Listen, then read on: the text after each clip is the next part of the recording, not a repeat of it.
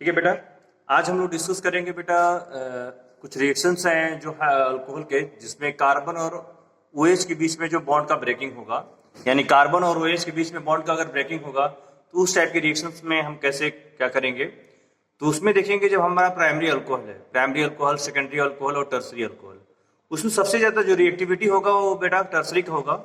Tertiary का reactivity secondary से ज्यादा होगा और सेकेंडरी का प्राइमरी से ज्यादा होगा।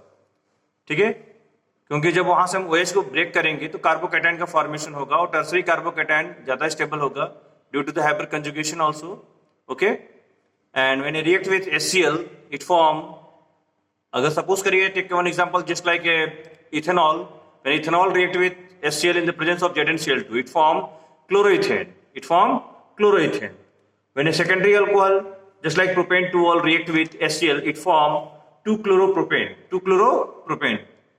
तो ये आपका OH को हटाइए और Cl को लगाते रहिए अब। ठीक है, लेकिन जो रिएक्टिविटी सेकेंडरी का होगा वो किससे ज्यादा होगा? प्राइमरी से। टर्सरी वाला रूम टेम्परेचर पे ही रिएक्ट कर लेगा, बट सेकेंडरी थोड़ा सा वार्म करना पड़ेगा और प्राइमरी को और ज्यादा टेम्परेचर आपको देना पड़ेगा फॉर द रिएक्शन। ठीक है, और ये distinguish between ZnCl2 plus HCl, ये लुकास रिएजेंट है और ये प्राइमरी सेकेंडरी टर्सरी अल्कोहल को डिफरेंशिएट करने के लिए इसका यूज करते हैं हम लोग। ठीक है, नेक्स्ट हम लोग का जो है रिएक्शन, अगर हम इथेनॉल का रिएक्शन PCl5 से कराते हैं या PCl3 से कराते हैं या SOCl2 से कराते हैं, ठीक है, तो उसमें से भी Cl आपका लिख लेगा बेटा, Cl आपका अटैच करेगा OH के, तो फिर से वही बन जाएगा C2H5OH plus PCl5 it form chloroethane and the by product is PuCl3 plus HCl, PuCl3 plus HCl।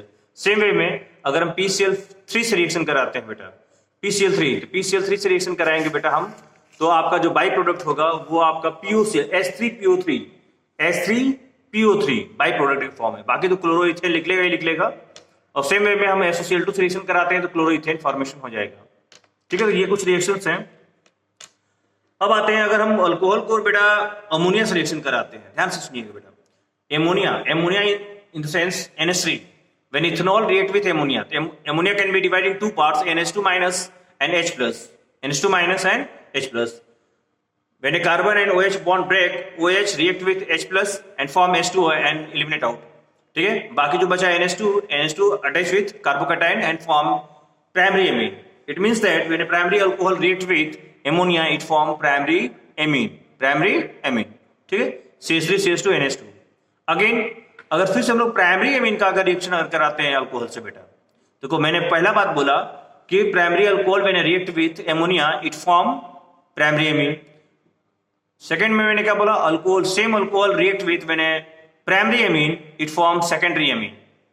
Again if primary alcohol react with secondary amine it form tertiary amine.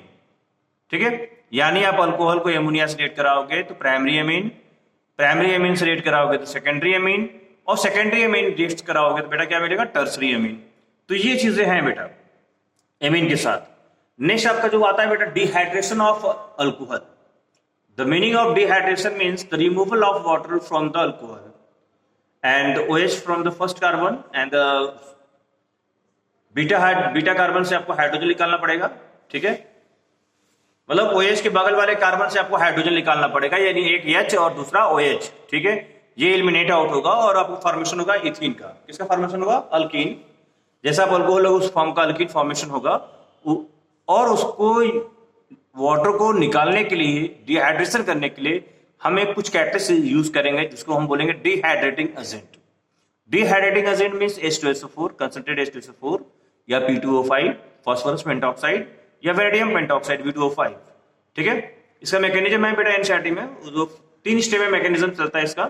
First है protonation, second है आपका formation of carbocation and third है बेटा deprotonation. तो पहले हम protonation करेंगे।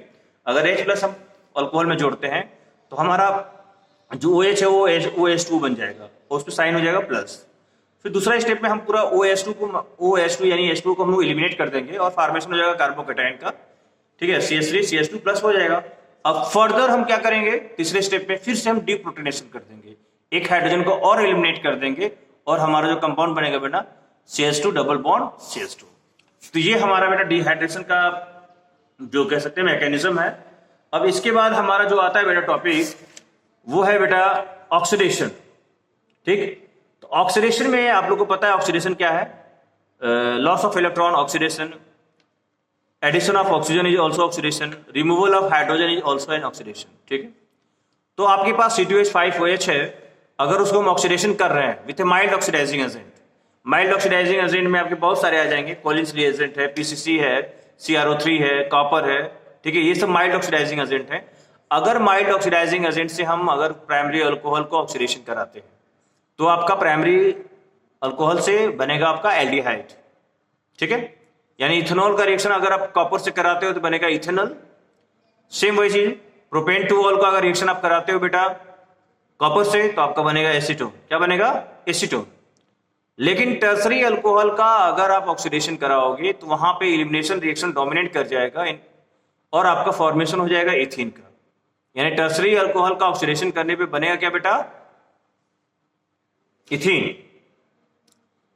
ये तो बात हो गया बेटा माइल्ड ऑक्सीडेशन पे। अगर स्ट्रॉन्ग ऑक्सीडाइजिंग एजेंट में से K2SO7 है, पोटेशियम डाइक्रोमेट है, KMnO4, ठीक है, इनका अगर यूज करते हैं हम लोग तो हमारा जो अल्कोहल है वो डायरेक्ट कन्वर्ट हो जाएगा बेटा एसिड में। डायरेक्ट किसमें कन्वर्ट हो जाएगा बेटा, एसिड में, ठीक। तो ये ऑक्सीडेशन हम लोगों ने स्टडी किया। अब हम लोग डिस्कस करेंगे बेटा कुछ केमिकल प्रॉपर्टी ऑफ फेनॉल पे। तो फेनॉल का जो नेचर है बेटा वो कैसा है, ortho para directing group, electron donating या इलेक्ट्रॉन रिलीजिंग ग्रुप। जब हम रेजोनेंस स्ट्रक्चर फॉर्मेशन करते हैं तो फेनॉल मीन्स बेंजीन के ऊपर OH, वो क्या करता है, इलेक्ट्रॉन डोनेट करता है रिंग पे, और रिंग पे भी जब आप रेजोनेंस फॉर्मेशन करते हो तो जो इलेक्ट्रॉन का जो पोजीशन है, डिलोकलाइजेशन ऑफ इलेक्ट्रॉन, वो आपका ऑर्थो पे आएगा इलेक्ट्रॉन, तो जिसकी वजह से नेगेटिव चार्ज जनरेट होगा ऑर्थो पे। फिर उसके बाद आपका पैरा पे आएगा, वहां पे नेगेटिव चार्ज जनरेट होगा, फिर आपका फिर से ऑर्थो पे आएगा। तो 3 जगह आपका ortho para ortho, ortho para ortho. और 2 और जब आप स्ट्रक्चर बनाते हो कोई सब्सटेंट रहता है बेंजीन के ऊपर, तो सब्सटेंट्स के कंपेयर में अगर हम देखते हैं तो 2 और 6 पोजीशन हम लोग क्या बोलते हैं बेटा, ऑर्थो, और 3 और 5 पोजीशन क्या बोलते हैं बेटा, मेटा, और 4 वाले पोजीशन क्या बोलते हैं हम लोग, पैरा, ठीक है।